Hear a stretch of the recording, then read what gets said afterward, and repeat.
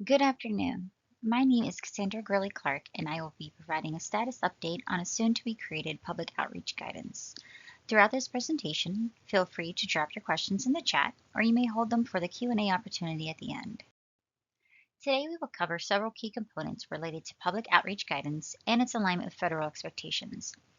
I will provide a high-level overview of TEGL 323 titled Allowable Uses of Funds for Outreach Activities for Federal Formula and Competitive Grant Awards, followed by a discussion of common challenges related to the justification and documentation of outreach expenditures. I'll then share key insights from recent collaborative discussions with local workforce development boards, or local boards, along with survey results that reflect current outreach practices, gaps in guidance, and areas where additional technical assistance is needed. Finally, I'll give a status update on the development of outreach guidance designed to support each local board moving forward. Before I begin, I want to provide an overview of TEGL 323 and explain why the Pennsylvania Department of Labor and Industry, or L&I, determined that developmental supplemental guidance was both timely and necessary. TEGL 323 is federal guidance issued by the U.S. Department of Labor that outlines what types of outreach activities are considered allowable under the Workforce Innovation and Opportunity Act, or WIOA, and other federal workforce grants. The guidance was designed to help states and grantees ensure that their outreach efforts are compliant with federal cost principles and effectively support workforce program goals. Recognizing that federal guidance is broad, L&I wanted to develop supplemental outreach guidance to provide clearer, Pennsylvania-specific direction and practical examples to help local boards and partners apply these federal principles consistently and correctly. One of the key takeaways from TEGL 323 is that outreach costs must be necessary, reasonable, and allocable, meaning that the costs must be directly tied to the grant's purpose and reflect what a prudent person would pay under similar circumstances. This aligns with federal regulation under 2 CFR 204.03 and 200.421, which are part of the uniform administrative requirements that all grantees must follow. TEGL 323 also clarifies what is not allowable. Costs that are purely promotional in nature, entertainment-based, or not clearly aligned with the goals of the grant are considered unallowable. To stay in compliance, all outreach activities and associated costs must follow the uniform guidance, adhere to relevant cost principles, and fall within the scope of the grant agreement. Across Pennsylvania's workforce system, there's a clear opportunity to strengthen support for local boards in identifying which outreach expenses are allowable and how to properly document them. Providing clarity in this area will help ensure outreach activities are both impactful and fully compliant with federal and state requirements.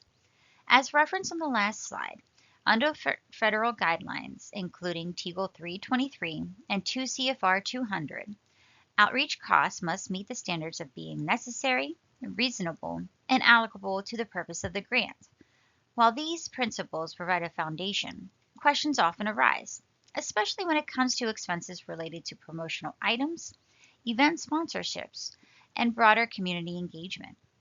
Without consistent understanding and documentation, local boards risk unintentional noncompliance or disallowed costs during monitoring or audit reviews. To support effective use of outreach funds, local boards are strongly encouraged to provide written justification for all outreach expenditures. Developing a clear outreach plan that connects specific activities to program goals and performance outcomes can serve as a central source of documentation. Taking this proactive approach not only promotes accountability and transparency, but also positions local boards to make strategic decisions, remain audit ready, and demonstrate responsible stewardship of public funding. In September 2024, L&I announced that the Bureau of Workforce Development Administration, or BWDA, would convene a workgroup to draft supplemental guidance in response to TEGL 323. By October 2024, BWDA informed all local boards that several members of their cohort had volunteered to collaborate on this effort. While L&I would oversee communications for this project, these local board champions were expected to help disseminate information and gather feedback from their peers across the local workforce delivery system. The primary goal of the initial meeting was to gather input on the types of content stakeholders would like to see included in the supplemental guidance. During the discussion, participants reached a general consensus that the best first step would be to distribute a survey to all local boards. Together, the group collaborated to finalize the survey questions that guided the next phase of this effort. On January 24th, 2025, all local boards received a link to a voluntary survey, which they, or their designated fiscal staff, were encouraged to complete by Friday, February 10th. The following provides a high-level summary of the key themes and insights from the survey responses. Local boards that participated in the survey expressed a clear and consistent message. There is a strong need for greater clarity and uniformity in interpreting and implementing TEGL 323, particularly in relation to the allowable use of WEO funds for outreach activities. Respondents emphasized the need for more detailed guidance, practical examples, and better alignment with federal directives, such as recent executive orders and the Americans with Disabilities Act, or ADA. 3 themes summarize the most pressing areas of concern. Theme 1, clarification on allowable and unallowable outreach costs. Local boards requested a comprehensive list outlining both allowable and unallowable uses of WEO funds for outreach. Current guidance, which offers only select examples, has led to uncertainty, especially around items like branded giveaways such as pens, tote bags, board-level branding, and use of third-party marketing firms. This lack of clarity has contributed to inconsistent interpretations and practices across regions. These specific areas will be clarified in the forthcoming supplemental guidance to ensure greater consistency and compliance. Theme 2, alignment with executive orders and federal mandates. Respondents noted discrepancies between TEGL 323 and recent executive orders concerning inclusivity and equity in outreach. They recommended incorporating specific language from these orders, as well as from the Stevens Amendment and ADA, into supplemental guidance to ensure legal alignment and operational clarity.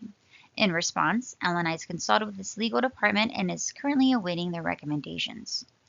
Theme 3, implementation, documentation, and cost allocation.